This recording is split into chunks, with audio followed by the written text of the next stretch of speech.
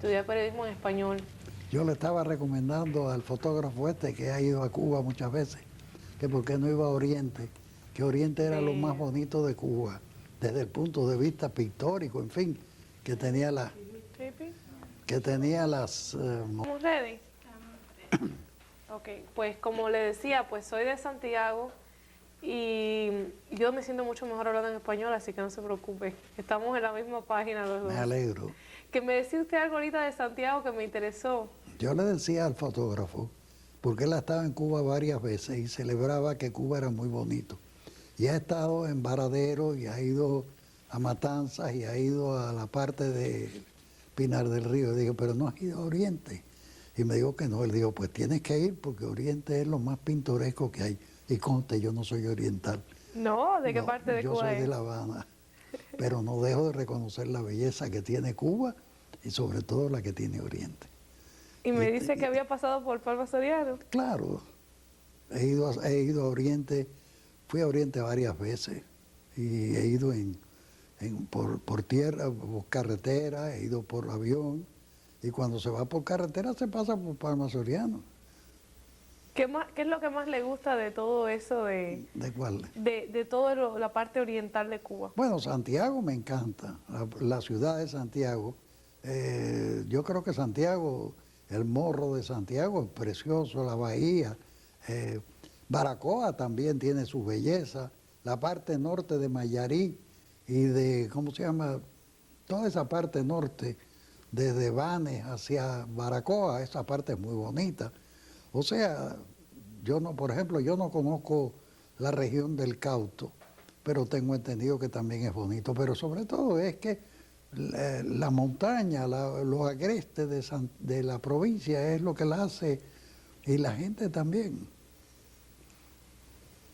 Cuénteme un poquito de su lugar de origen, cuándo nació y dónde nació.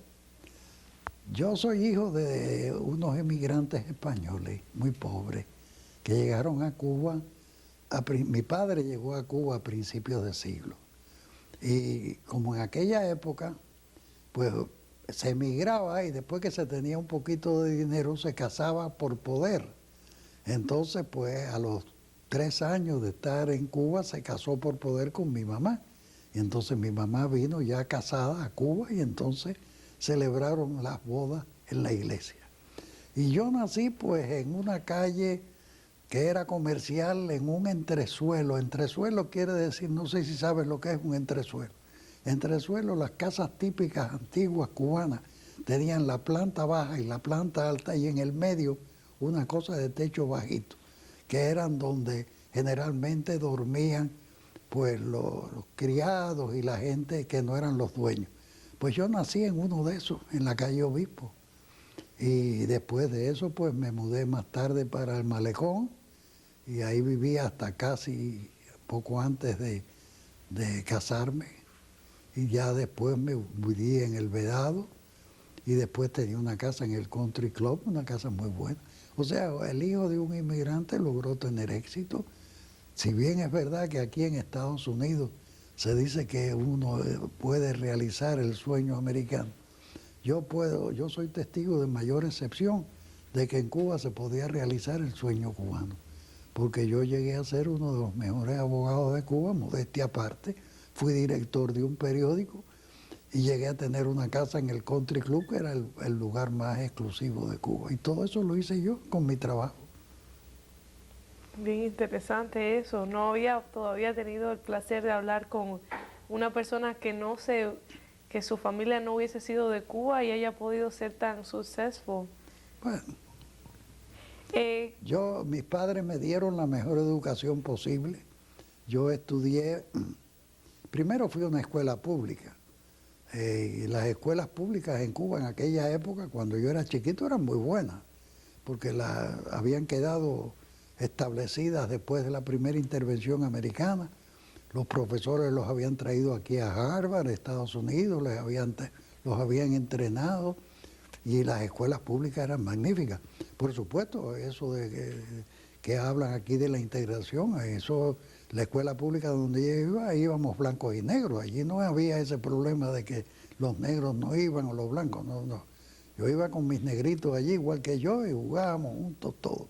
Esa era la Cuba que yo conocí, donde yo nací. De ahí fui a un colegio intermedio y de ahí fui pues quizás uno de los mejores colegios que se llamaba el Colegio de Belén de los Jesuitas. De ahí pasé a la universidad, pero por supuesto, tan pronto yo me gradué en el colegio de bachiller, que equivale al high school de aquí, pues empecé a trabajar. Me pusieron a trabajar y empecé a trabajar. Ganaba 20 pesos al mes. Primero, después ganaba 30. Y así trabajé toda mi carrera. Y al mismo tiempo, pues hacía deporte. Y estudié en la universidad, Derecho. Y después que estudié Derecho, me gané una beca para estudiar en la Universidad de Tulane.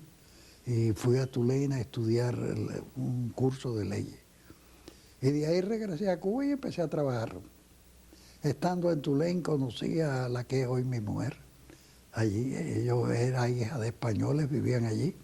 Y a los 2 años, pues ya le dije, ven que ya nos vamos a casar. Y hemos vivido felizmente más de 60 y pico de años. Wow.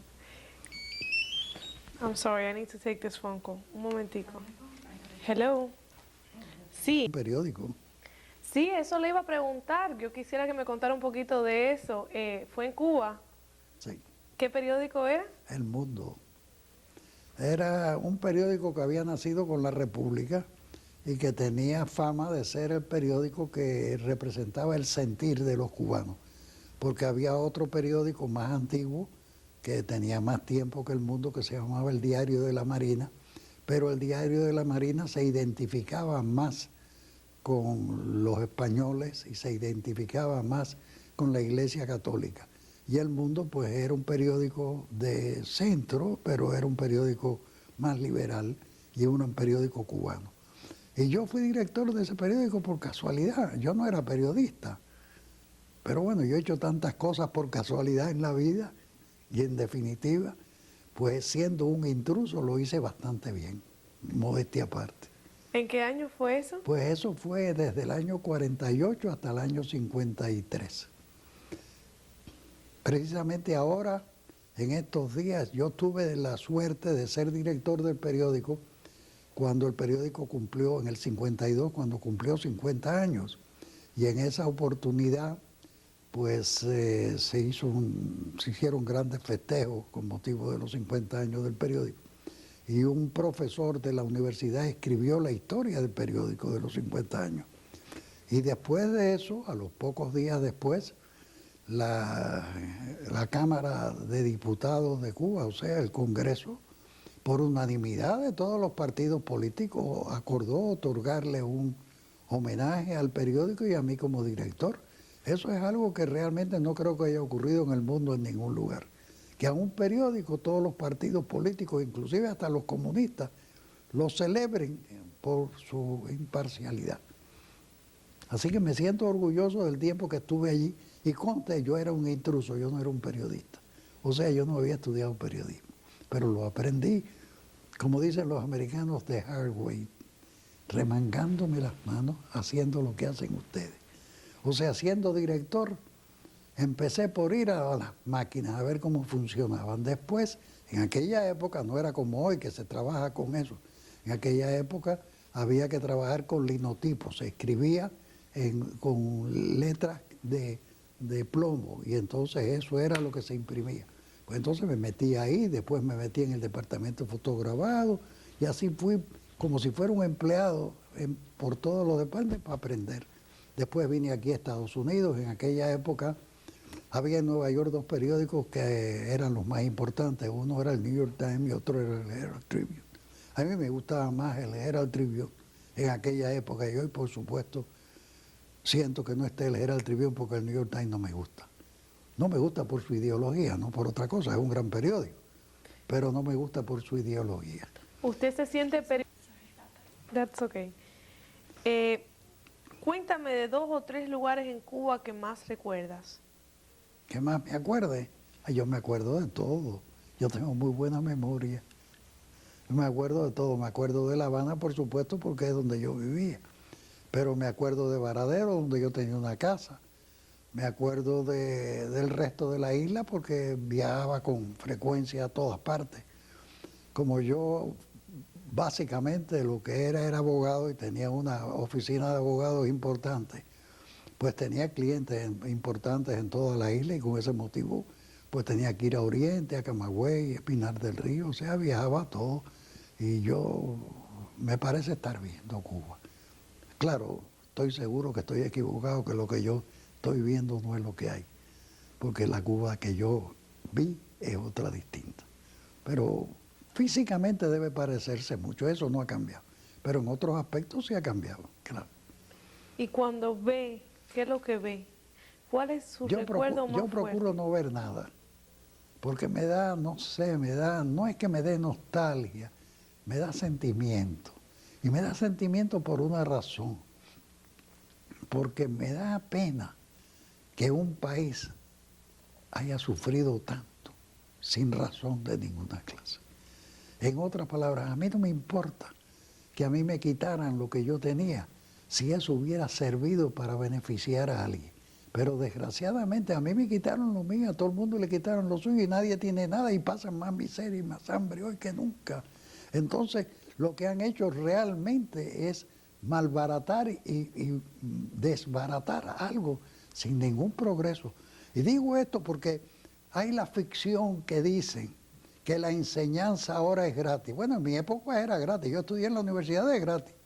¿Por qué? Porque en mi época, y estoy hablando en el año 1925, si tú no tenías recursos y firmabas un papelito donde decía, pido que me otorguen una matrícula gratis, y no tenías que jurar ni siquiera que era verdad, solamente con decirlo te la daban y estudiar de gratis tu carrera.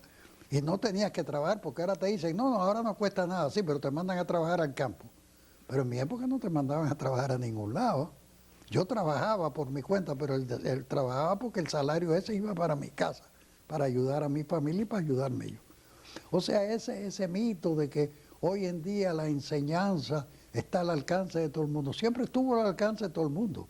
Quizás hoy en día haya más escuelas, quizás haya más profesionales, es posible que haya más profesionales porque le hayan dado la oportunidad a la gente que estudien, pero ¿para qué si los profesionales resulta que son choferes de turismo y etcétera? O sea, lo que estoy diciendo me lo dice la gente, que un médico prefiere ser chofer de turismo que médico, y un abogado prefiere ser guía que ejercer, porque es que no ejerce. O sea, ¿de qué le vale el ejercicio profesional si para ganarse unos pesos tienen que desarrollar labores menesterales que las puede hacer cualquiera?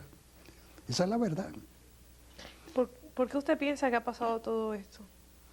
Pues por una razón muy sencilla, porque este señor es medio loco y además lo único que aspira, la aspiración grande de él es el poder y la gloria, pero él no es administrador, ni tiene principios morales, ni tiene, ¿cómo te voy a decir?, el propósito de desarrollar un país. Hace locuras y el país está arruinado, el país está hecho tierra, pero ese es el mismo país de antes. El país no ha cambiado, el que ha cambiado es él. Él ha cambiado el país, pero el país no ha cambiado. ¿Y usted cree que la gente ha cambiado? Yo creo que mucha gente ha cambiado. Yo creo que la gente se ha acostumbrado a no trabajar y a vivir miserablemente, porque dicen una cosa y quizás tienen razón. Si de todas maneras vivo miserablemente, ¿para qué voy a trabajar? O sea, han perdido estímulo, no existe un estímulo para superarse. Lo que yo hice, tratar de superarme, tratar de llegar a vivir mejor y hacer algo, eso no existe en Cuba si no hay esa oportunidad. No la tiene nadie. ¿Y usted cree que moralmente la gente ha cambiado? Yo creo que también han cambiado moralmente. Yo creo que aquello se ha desmoralizado totalmente.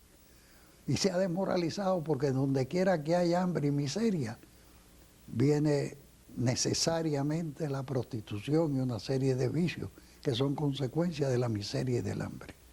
Eso lo hemos visto después de guerras, después de invasiones, y lo vemos en Cuba hoy. O sea, la moral está por el suelo, pero es consecuencia del otro.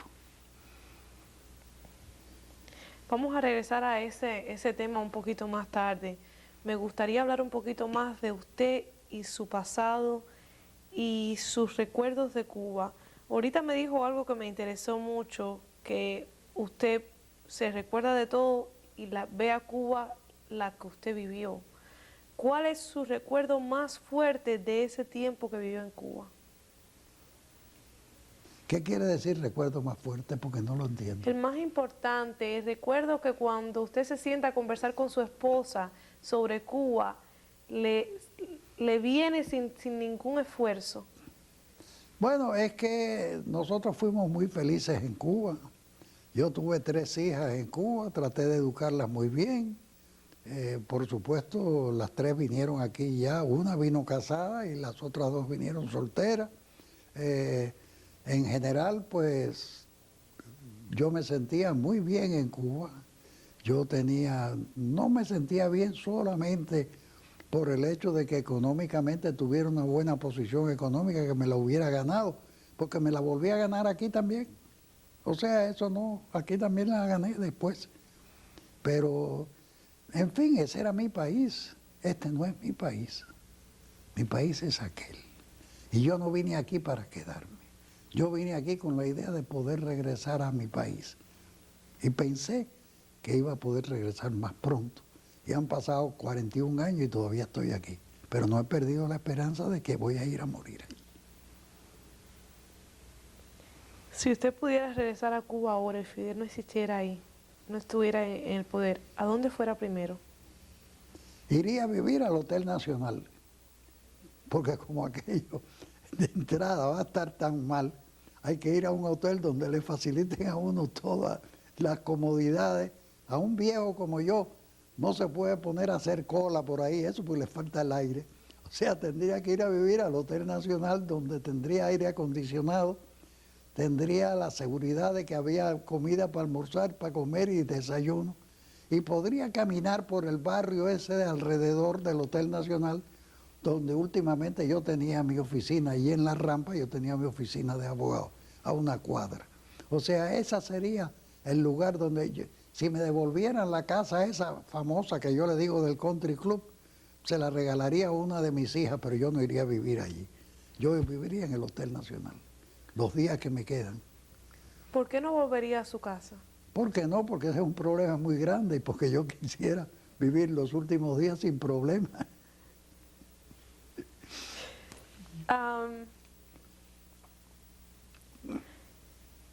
Cuéntame de tu salida de Cuba. ¿En qué año saliste y por qué? Yo salí en el año 1960, en el mes de agosto. Mi familia salió antes, salieron en abril. Ahora hace 41 años que ellos salieron.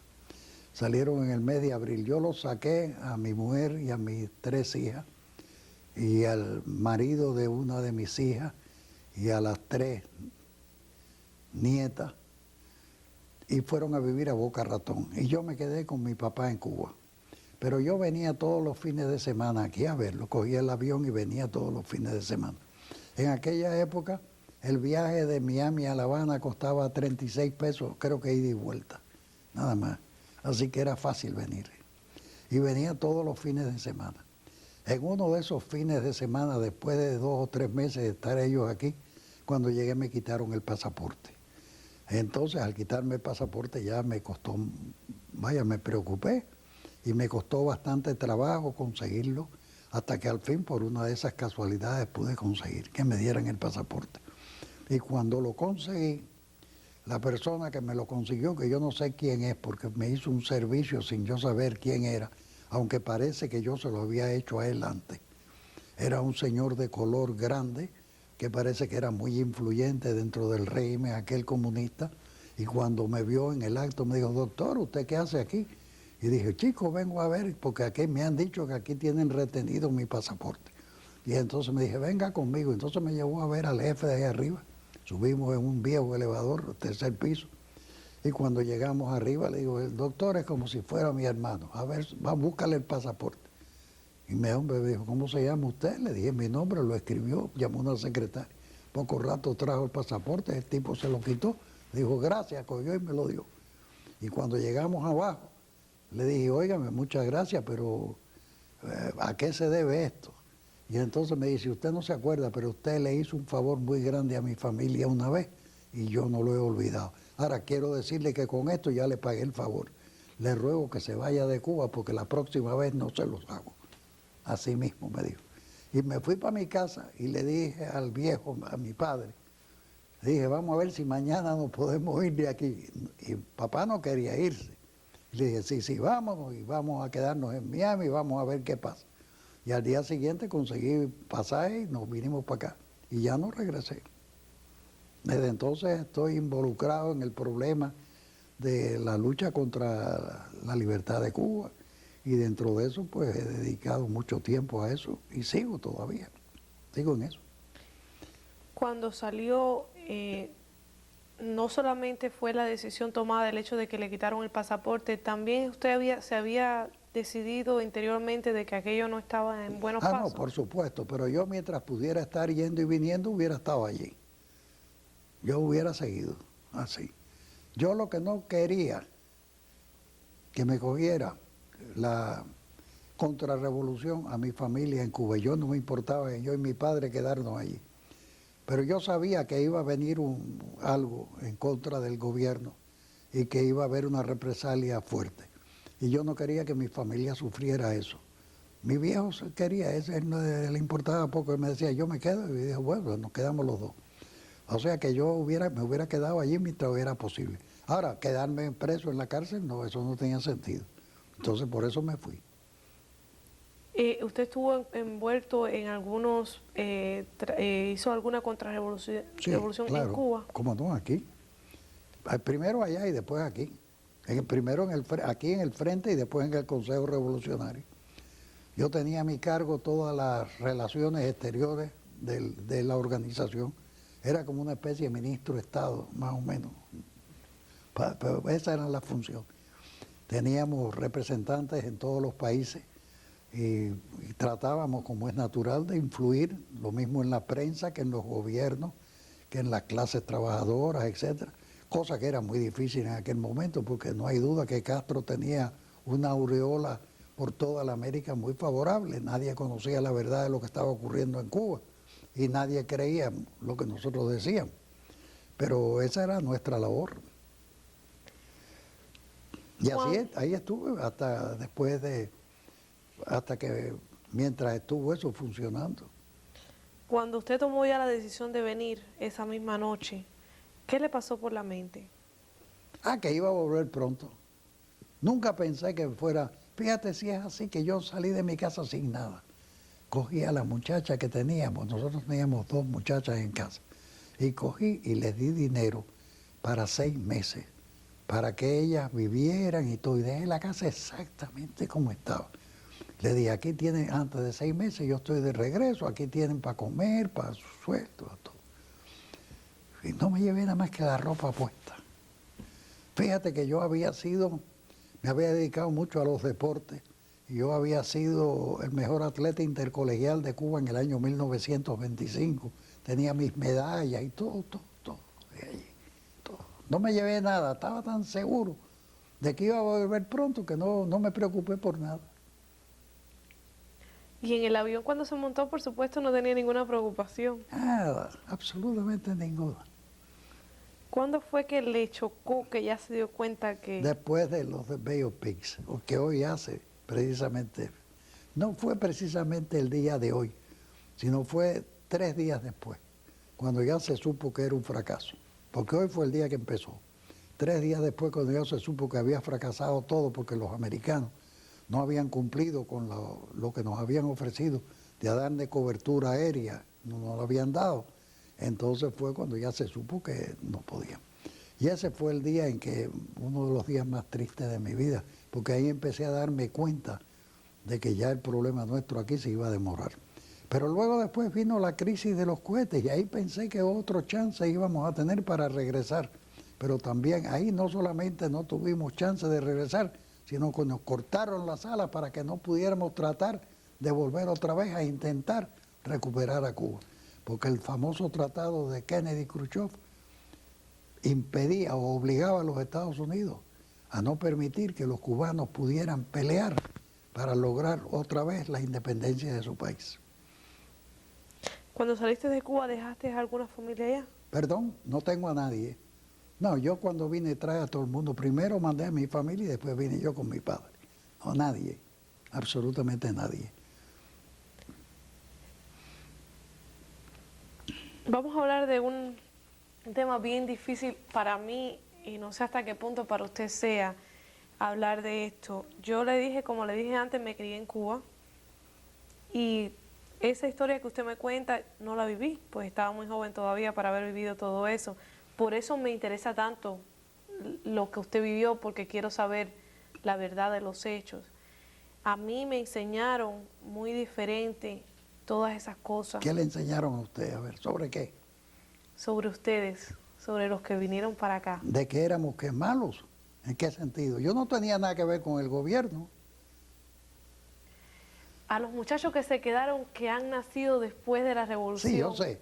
Pero mira, sabes, te voy a decir una cosa. Fidel Castro dijo un día algo que yo recuerdo, que es verdad. Pero es verdad que él lo iba a hacer, no que se lo habían hecho. Él dijo que nos habían obligado, que nos habían casado con la mentira y nos habían obligado a vivir con ella, con la mentira. Y el que sí se casó con la mentira y obligó a vivir con la mentira es él. Porque él ha cambiado toda la historia de Cuba. La historia que le han enseñado a ustedes es una historia falsa, una historia que no tiene sentido. Y la prueba que no tiene sentido es que primero, la gente que vino aquí, yo estoy casi seguro que a ustedes les han dicho que los que vinieron aquí vinieron porque al principio del exilio tenían que trabajar en los menesteres más bajos que puede haber. Las mujeres iban a recoger tomates a Homestead y algunas trabajaban en los hoteles limpiando las habitaciones. Los cubanos vivían en una casa, en un apartamento, no en casa, no podían vivir, en un apartamento y vivían 12 y 14 personas en un apartamento de 3 cuartos porque no tenían dónde vivir. Nosotros compramos una casa en Westchester que me costó 100 pesos down y pagaba 140 pesos de hipoteca al mes.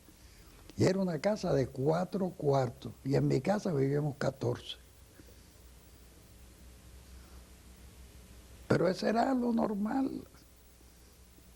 O sea,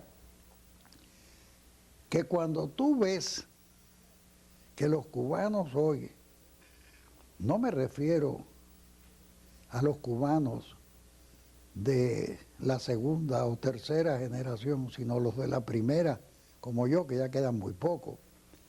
Tú los ves que hoy se visten bien y eso, y están más o menos bien. Esto no le cayó del cielo, ni nos regalaron nada aquí. Aquí hubo que trabajar muy duro, pero muy duro para llegar.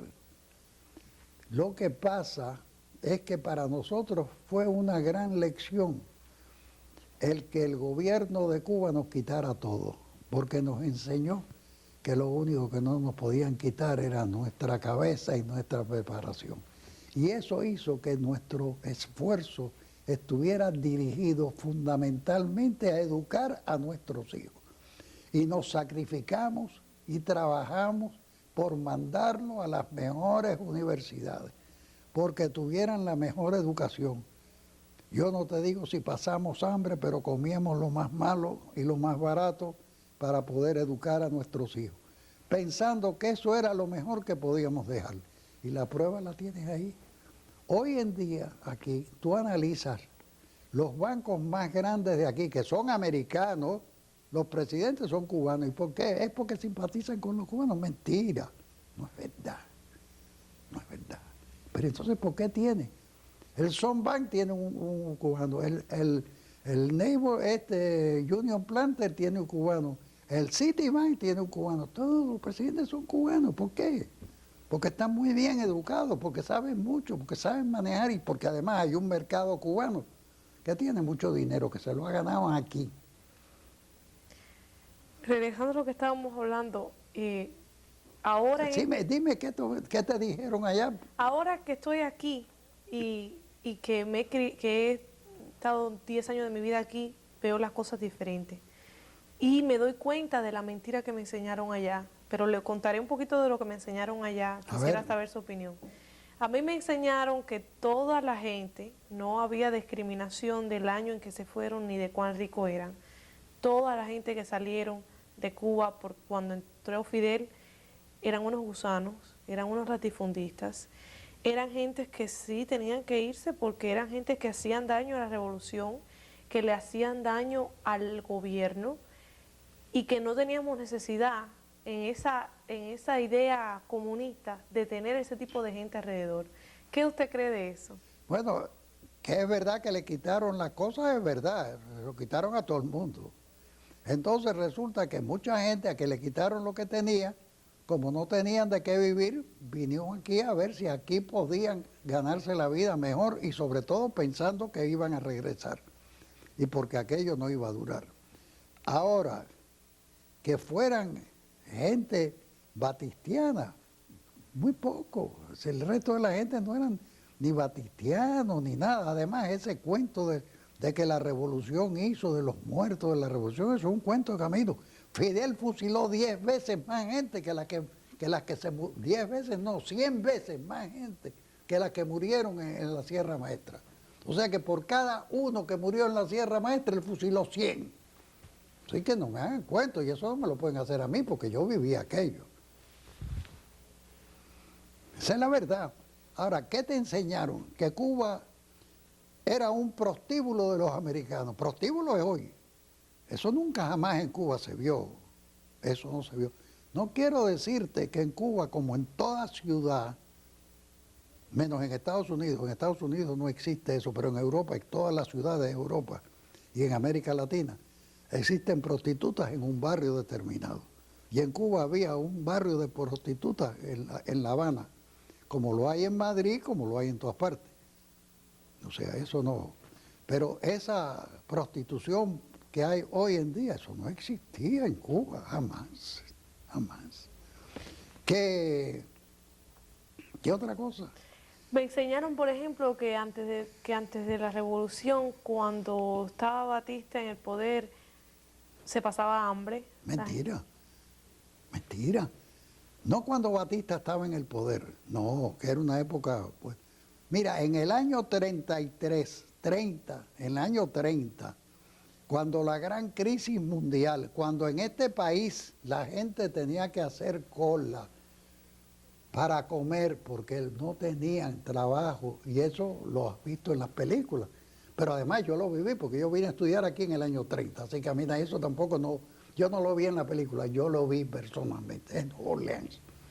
En aquella época, en este país se pasó miseria, en este país hubo gente que se suicidó en Cuba nadie se murió de hambre en aquella época, nadie. La gente comían harina, comían agua, tomaban agua con azúcar, etc. Jamás.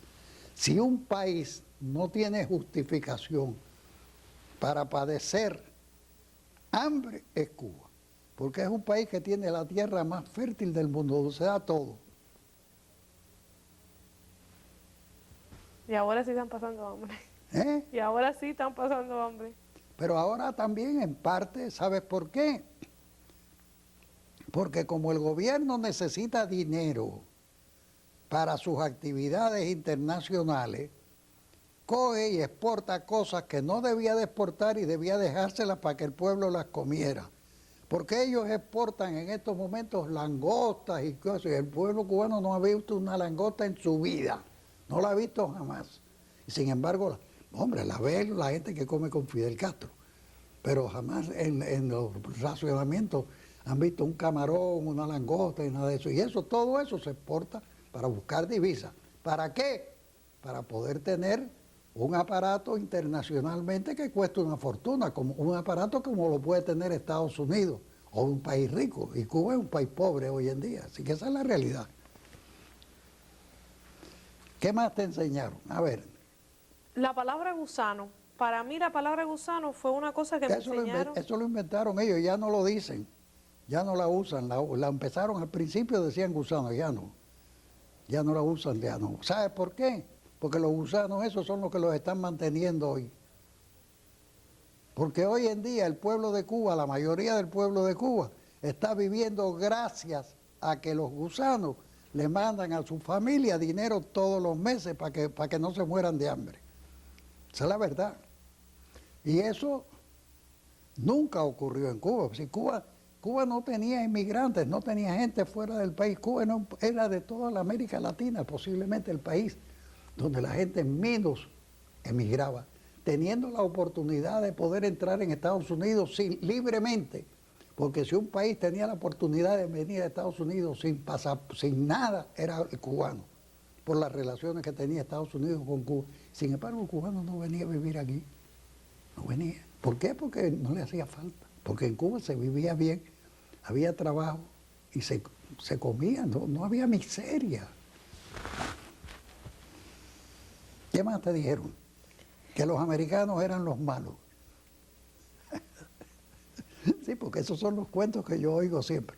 Que Cuba había dejado de ser una colonia española para convertirse en una colonia americana. ¿Qué cree usted de eso que me enseñaron? Pues yo creo que todo eso es falso, absolutamente falso. Mira, en el año, la enmienda Platt, que es la famosa que ellos hablan, se derogó en el año 1934. O sea que desde el 34 para acá no había. Y quiero decirte otra cosa. La enmienda Platt estuvo vigente 32 años. 32 años.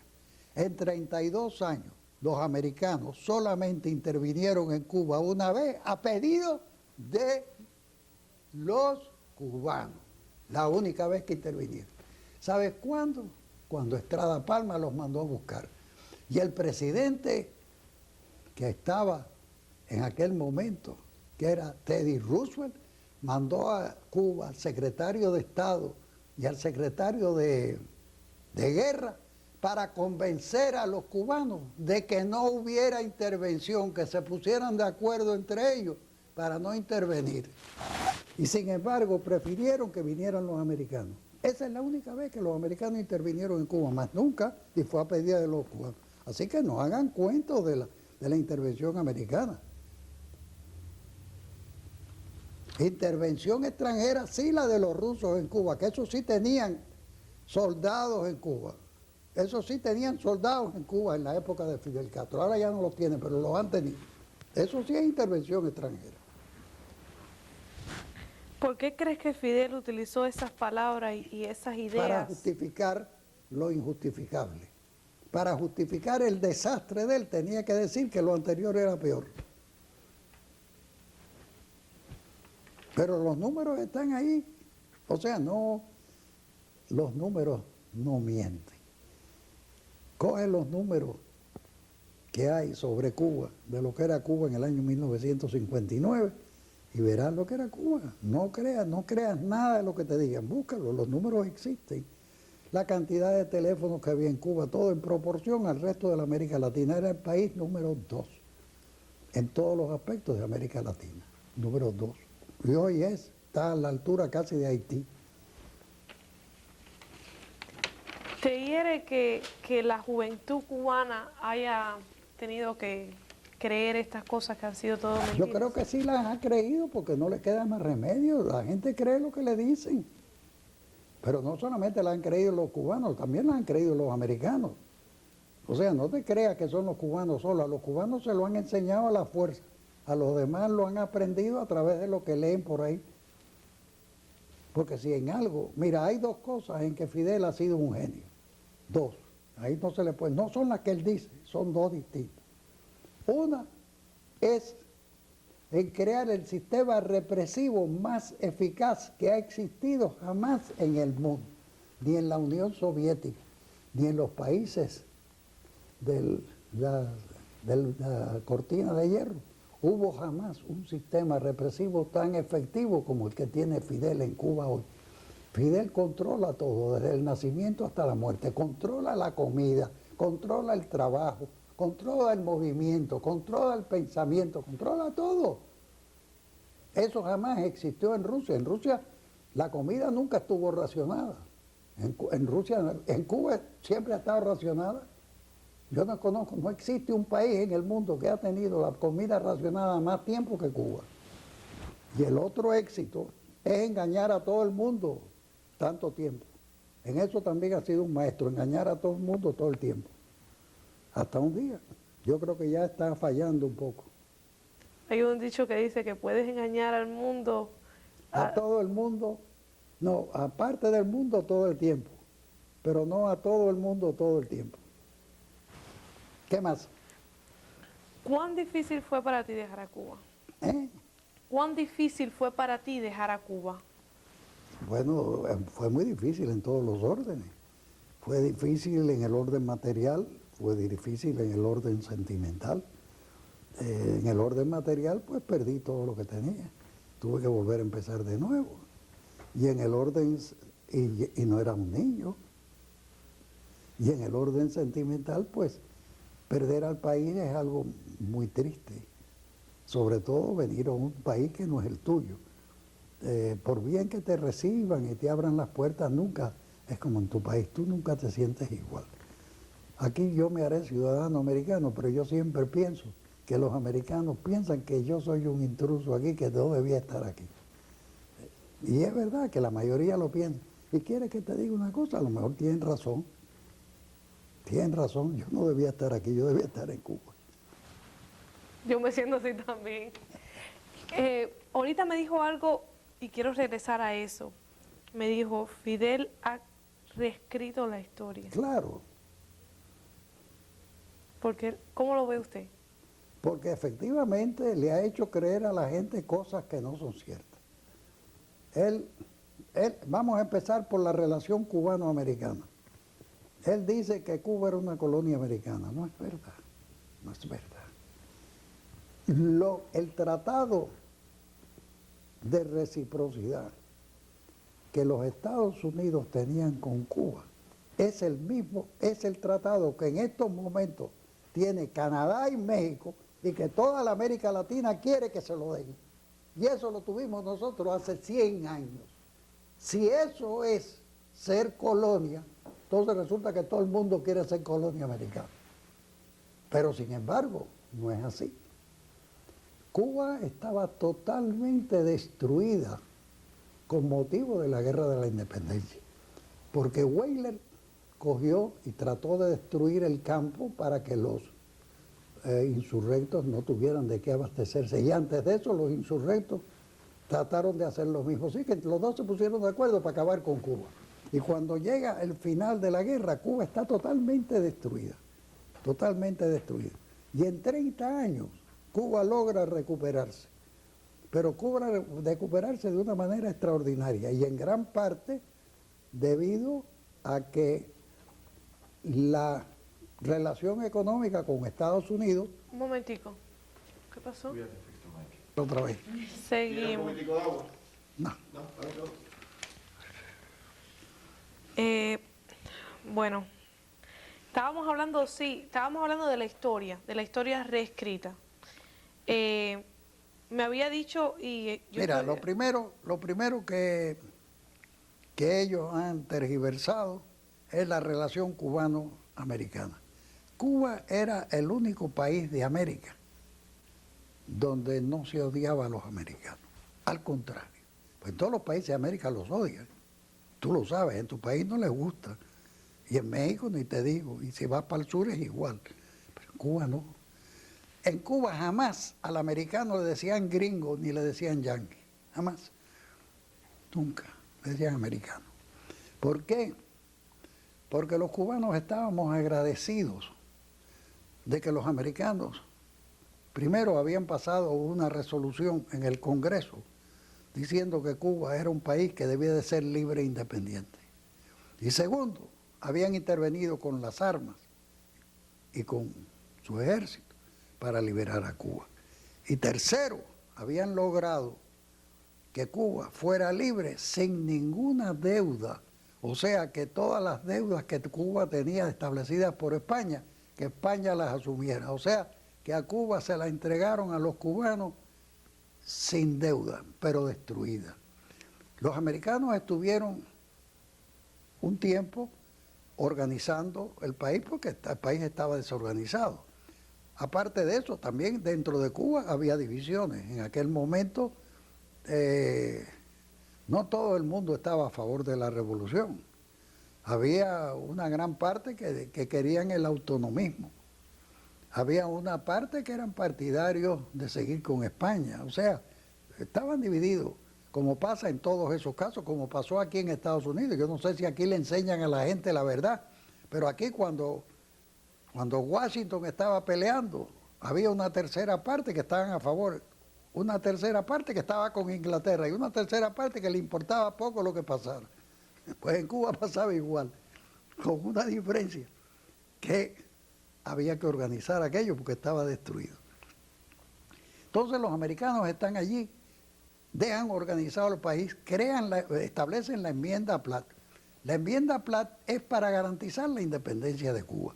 Alguna gente dice, no, para intervenir en Cuba. Si en aquella época los americanos intervenían donde les daba la gana, sin enmienda y sin nada. Intervinieron en Santo Domingo, intervinieron en Nicaragua, intervinieron en Haití, intervinieron en todos los países que tenían que intervenir sin enmienda ni nada. O sea, cuando tenían que intervenir, intervenían. Sin embargo, evitaban con la enmienda Platt que otros países extranjeros intervinieran, cosas que habían hecho. Por ejemplo, los franceses se habían metido en México y los alemanes habían tratado de meterse en Venezuela y los españoles habían tratado de volver a meterse otra vez en Perú. Y entonces, para evitar eso también. Pero es que nunca, jamás los americanos hicieron uso de ese derecho. ¿Qué le pidieron a Cuba a cambio de eso? Que le diera Guantánamo, la bahía esa de Guantánamo. ¿Por qué? Porque estratégicamente en aquella época hacía falta una base carbonera para el problema del canal de Panamá que se estaba haciendo en aquellos momentos. Pero déjame decirte una cosa, Fidel con toda su guapería tienen los americanos metidos allí, jamás le ha tirado una piedra para el lado de allá, jamás. Con todo eso. Él grita mucho, pero él no le ha tirado una piedra en Guantánamo al otro lado de la cerca a los americanos, jamás.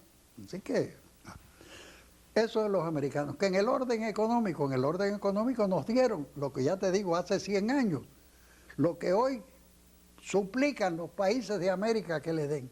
Ese tratado, eso nos lo dieron a nosotros hace 100 años. Y eso permitió que Cuba se desarrollara. Hay una realidad. Cuando surge la República, el cubano lo ha perdido todo, porque ha peleado en la guerra de independencia y lo ha perdido todo. Entonces lo único que tiene es el poder político, el poder económico no lo tiene, pero no lo tienen los americanos tampoco, lo tienen los españoles. Los españoles lo tienen, ¿por qué? Porque los españoles eran los que lo tenían antes y se quedan allí. O sea, tampoco a los españoles le quitan nada en esa ocasión. Yo no sé lo que va a pasar en esta yo creo que sí se lo vamos a quitar. Por lo menos si a mí me dan el chance, yo se lo quito. Aparte de eso, ¿qué otra cosa? Que en Cuba había miseria, jamás hubo miseria en Cuba. Que había prostitución, jamás. Eso que hay ahora, eso ni pensarlo. Turismo, no había, si había muy poco turismo en Cuba. El turismo lo hay ahora. En Cuba no había esa cantidad de turismo. En La Habana había 3 o 4 hoteles para turistas, nada más, que eran el Nacional, el Plaza, el Habana Hilton y después el Riviera. Y después hicieron otros nuevos, 5 hoteles. Hoy ahí tienen 50. O sea, el turismo no había. No es lo que hay hoy, ni remotamente. ¿Qué piensas de lo que está pasando en Cuba hoy? ¿Qué voy a pensar? Que es una lástima y una pena. A mí me da pena por el pueblo de Cuba y me da lástima el tiempo que se ha perdido. Si Cuba no hubiera perdido estos años, ¿sabe Dios dónde estaría? ¿A qué nivel económico estaría? Porque Cuba estaba más adelantada. Mira, después de Estados Unidos, el primer país que tuvo televisión fue Cuba. Pero es que la televisión que tenía Cuba era superior a todas las que había en América Latina. El único país que se le parecía un poquitico en aquel momento era México. Argentina no servía para nada y las demás igual. Y Cuba era el número 2. La primera televisión en colores que hubo después de los Estados Unidos fue en Cuba. El primer país que tuvo el teléfono automático fue La Habana, la primera ciudad en América. O sea, si Cuba tenía un desarrollo adelantadísimo en todos los órdenes, todos los órdenes. Y a mí la pena que me da, tú dices, bueno, hay una revolución que tiende a hacer esto, pero va a cambiar, pero va a beneficiar, va a ser mejor. Bueno, está bien, me tocó perder a mí, right, no me importa, pero otro se benefició. No, aquí no pasó nada de eso. A mí me lo quitaron, a ti te lo quitaron y a todo el mundo se lo quitaron, y a nadie se lo dieron, lo destruyeron, todo. Esa es la realidad. Han perdido 40 años, han ido a pelear, mandar a la gente a pelear en Angola, en África. Fidel ha sido el tirano más sanguinario que ha habido. La gente que fusiló para implantar el terror en Cuba, porque lo que hay en Cuba es terror. Ese padre de ese muchacho, tú lo ves en la cara, tiene miedo. Eso que dice, la expresión de él es de miedo, no es de otra cosa, es miedo. Y la gente, cuando vinieron las abuelas, era miedo lo que tenía. ¿Por qué? Porque están bajo control de Castro. Y la gente vive allí bajo el terror. Esa es la realidad. ¿Usted piensa que los cubanos que se quedan en la isla y los que estamos aquí somos dos diferentes tipos de cubanos? Yo no creo que somos distintos, yo creo que nos hemos educado distintos. Pero básicamente tenemos el mismo origen. Básicamente yo creo que sería muy fácil un proceso de unificación donde convivirían, y digo convivir, no convivir forzadamente, sino convivir normalmente, tanto los cubanos de ayer como los de hoy, como los que vengan. Yo creo que sí, porque básicamente el cubano es el mismo. Lo que lo han educado distinto y quizás lo han acostumbrado mal a ciertas cosas. Pero fíjate qué bien, qué pronto se acostumbra el cubano que viene de Cuba aquí. Qué fácil. ¿No te ha sido fácil a ti? Súper fácil. Por eso. Luego, yo creo, y los de aquí si fueran allá, les pasaría lo mismo. O sea, tendrían que aceptar vivir en un ambiente que no es exactamente el de aquí, pero que se parecería bastante y con el tiempo se irían fundiendo los dos. Yo creo que los cubanos pueden vivir juntos en un futuro y van a vivir juntos en un futuro. Okay, on that, I have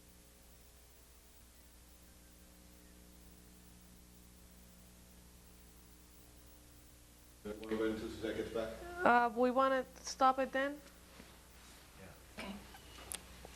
Le voy a hacer una pregunta que me es difícil de elaborar, pero vamos a ver si puedo.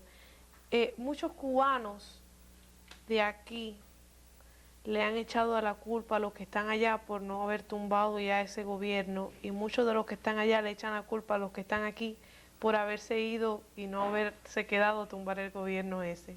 ¿Qué piensas de eso? Sí.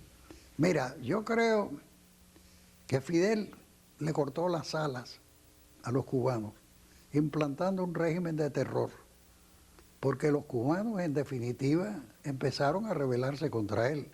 En Cuba hubo levantamientos en el Escambray, en distintos lugares, pero él logró dominarlos e implantó el terror. Y ese terror todavía se mantiene en cierta generación. Quizás la nueva generación, como tú, están libres de ese terror porque no lo vivieron, pero los más viejos sí lo vivieron. Y pasaron muchos, como yo dije antes, por cada muerto que murió en la Sierra Maestra, Fidel fusiló 100. Y digo 100 porque yo calculo que en la Sierra Maestra no murieron arriba de 20 personas. Y él fusiló más de 2.000, mucho más de 2.000, 3.000 por lo menos. Punto uno. Punto número 2. Aquí nos cortaron las alas también a nosotros. Nos la cortó el gobierno de los Estados Unidos. Porque aquí nosotros peleamos también. O sea, tuvimos una etapa, los dos, los de allá y los de aquí, en que pudimos pelear y pudimos demostrar con las armas que no estábamos de acuerdo con el régimen. Hoy en día yo te diría que los tiempos han cambiado, quizás ya las armas no es el camino más adecuado, quizás hay otros procedimientos que tienen tanto o más éxito. Por supuesto, si Fidel fuera otra persona ya no estaría en el poder, porque los instrumentos internacionales lo hubieran sacado. Pero Fidel es un individuo que todavía tiene bastante poder, basado precisamente en lo que es un terrorista, y le tienen miedo. Entonces, ¿qué ocurre? Que los métodos hoy son distintos. Nosotros hoy, el exilio se mueve internacionalmente, tratando de demostrar lo que es el régimen de Castro, tratando de demostrar lo que padece el pueblo de Cuba. Y el pueblo de Cuba, a su vez, trata de crearse, organizarse dentro de nuevas bases, crear lo que es una verdadera sociedad civil. Y eso, por supuesto, también lleva tiempo y también tiene riesgo, tampoco él lo permite. O sea, yo no le echo la culpa a los de allá, de la misma manera que no creo que los de allá nos pueden echar la culpa a los de aquí. Y digo esto porque en lo que respecta a nosotros, porque si alguien ha mantenido durante tiempo y a pesar de todo la llama del patriotismo y de la independencia es este exilio. A pesar de todo lo que hemos tenido en contra y que seguimos teniendo en contra.